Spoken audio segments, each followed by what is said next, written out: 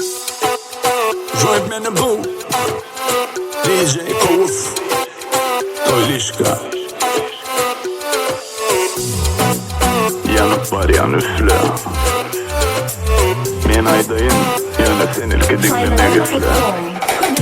Kervan seni görünümde yüreğime ot salya Uğrunda bolyan pervane mentalere par ya Hassa men hassa senin derdinden yana Yok mu kavm çaresi men yana yana Üflü yan yarın deli divana boy yarın Hani gelsene görsene kalım sen için ömrüm der yarın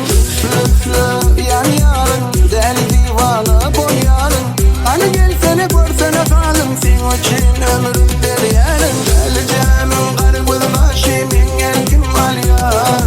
On yarı işi kabanır ya içim içimi yak yar Deli canım karı kız başı min erkim mal yar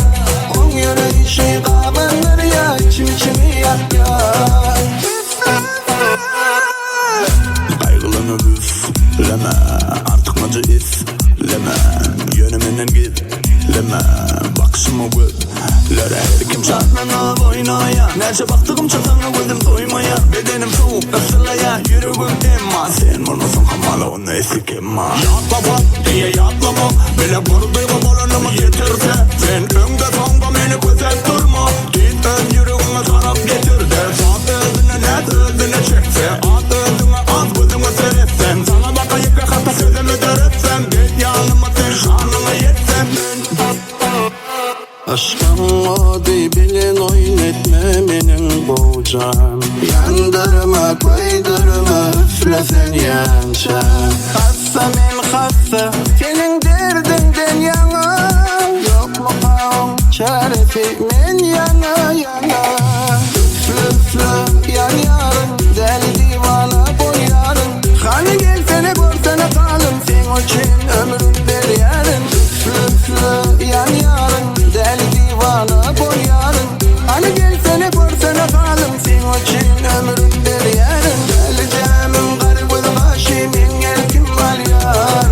On yarı işi kabanır ya içim içimi yak yar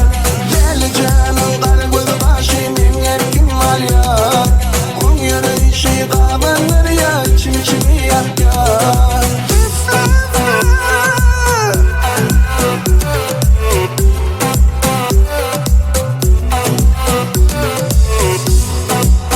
Yanıp var yan üfle Men aydayın yana sen ilke dinleme güfle Yan yarın deli divana boy yarın Hani gelsene görsene kalım sen için